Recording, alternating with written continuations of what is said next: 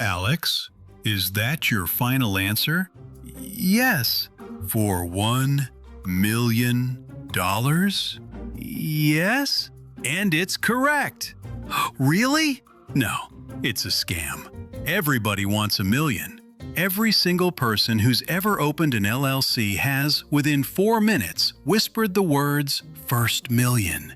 And honestly, good. Because there is nothing sadder than a business that doesn't make money. Except the person dragging that business around like a dead horse they're still trying to ride. Wanting $1 million isn't cringe. Not having a plan for it is. So today, how to make your first million on a napkin. Stay with me. The napkin part is real. This is Alex, and Alex is, as usual, in deep trouble. He's a soap maker. He makes soap. He sells soap. He is, at this point, mostly made of soap. He opened this business to get rich, and somewhere along the way forgot that part, because now he just works 80 hours a week to afford making more soap. Classic. But here's why this just became urgent. Thanksgiving is in 60 days. The whole family, one table, and 2 problems at that table. Problem 1. Dad, who lent Alex $10,000 to start this soap thing and has started saying, "So, how's business?" in a tone. Problem 2. Cousin Chad. Chad got into crypto at the right time, got out at the right time. Nobody knows how, and will absolutely be parking something rented and Germanic in the driveway. And Alex? Alex already posted, "My empire is thriving," rocket emoji on Instagram. So he can't show up broke. He needs real money, a real plan, and he needs it now. Courses? Done them. Webinars? Slept through them. Vision board? There's a yacht on it. The yacht has not materialized. Because before you make $1 million in real life, you have to make it on paper. Worst case, on a napkin. Step 1. Do the math. On the napkin. You wouldn't believe how many legendary companies started as a scribble on a napkin, and how many startups died because nobody grabbed one. Smart people call this decomposition. You take the big, scary goal and slice it into small, doable tasks. Set up ads. Get orders. Make the soap. Be born into a rich family. Ship the soap. See? Already less scary. So Alex does the actual math. One gift set makes him about $40 of profit.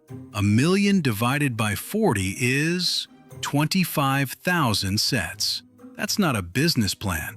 That's a cry for help. Okay, plan B. What if each set earned double? $80 profit. Now it's 12,500 sets. Better, except customers won't pay more, and Alex physically can't produce that many. Fine, but look what just happened. The million stopped being a fantasy with zeros and became a set of levers. Price, volume, costs. You can't pull a fantasy. You can pull a lever. That's the whole point of the napkin. Step 2. Break the goal into small, clear tasks, so you always know what to do today, not just what to want. Get more customers is a wish. Launch one new traffic source and get orders from it is a task. Message 5,000 past customers is a task. Which brings us to Alex's dark secret. He never kept a customer list. Hundreds of people bought his soap and vanished into the void, unwashed and unretained. Those people could have been buying every month this whole time. So Alex has a hypothesis. What if he gathers everyone who already knows him into a club, a soap club? The first rule of Soap Club is, you tell everyone about Soap Club. The second rule of Soap Club is, you tell everyone about Soap Club. Third rule, wash regularly, you animal. Fun fact, the last guy who sold soap this intensely started an underground fight ring. So let's keep an eye on Alex. He digs through old orders, DMs, his mom's Facebook comments, and builds the list. Every buyer, one spreadsheet. Boring? Incredibly. Powerful? That spreadsheet is worth more than his entire ad budget. Step 3. Start thinking in hypotheses. When something in your business sucks, there are 2 questions you can ask. Question 1. Why is everyone the worst? Feels great, changes nothing. Question 2. What if? What if every box shipped with a coupon for the next order? What if he sold wholesale to gift shops? What if he did a farmer's market pop-up?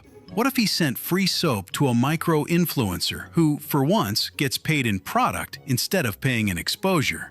These are hypotheses. Most of them will flop. That's fine. That's the deal. The winner in business isn't the genius with one perfect idea. It's whoever tests the most not completely insane ideas without betting the rent on any single one. Small tests, fast answers, keep what works, kill what doesn't. No funeral. By the way, Alex tracking his customers in a free spreadsheet is the least glamorous thing you'll see on this channel, and it'll make him more money than any guru's $997 Soap Empire Masterclass. Speaking of free things that pay off, subscribing. One click costs nothing, historically boosts your feed's IQ by double digits. That's not financial advice, that's algorithm advice. And every like physically hurts a finfluencer posing next to a rented Lambo. Do your part. Alex fires off the Soap Club message to the whole list and, oh no, orders. So many orders. Turns out his old customers were out there this whole time, desperate and unwashed. The million is right there, and he can't grab it because he's one guy with two hands and a crock pot of wax. Wait, wrong episode. A vat of soap. Step 4. Know your capacity. You can plan anything. $1 billion by Friday, sure. But if your business physically can't produce that much, the plan is fan fiction. If you barely close 25 tasks a week, you will not magically close 250. And your brain will tell you that you can. Your brain is a hype man with no plan. You got this. Just sleep less, drink more coffee, easy. It is lying. So here's the grown-up move. Count your real capacity.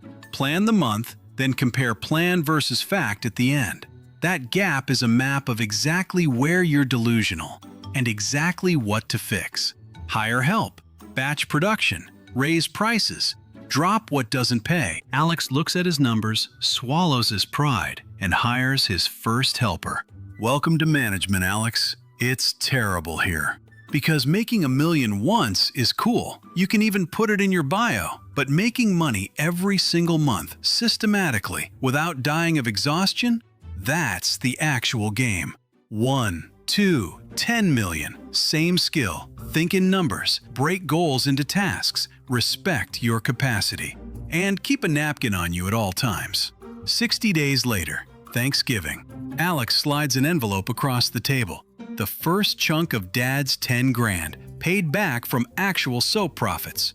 Dad opens it, looks at Alex, and gives him the nod. If you have that kind of dad, you know the nod is worth more than the money. Chad starts explaining why his rented G-Wagon is technically an investment, and for the first time in his life, nobody's listening. Total victory? Well, riding the high, Alex rents a G-Wagon of his own for the drive home. One day, just to feel it. His nephew immediately gets carsick in the back seat. Gravy was involved. The detailing bill on a rented G-Wagon? $800. Some lessons aren't on the napkin. And look, I know you're waiting for the drum roll and the big secret. There isn't one.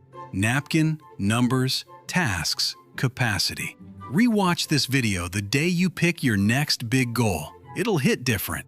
And subscribe now so future rich-ish you can point at this exact video and say, that's where it started, right after the gravy incident. This is entertainment, not financial advice. Talk to a licensed professional before making financial decisions.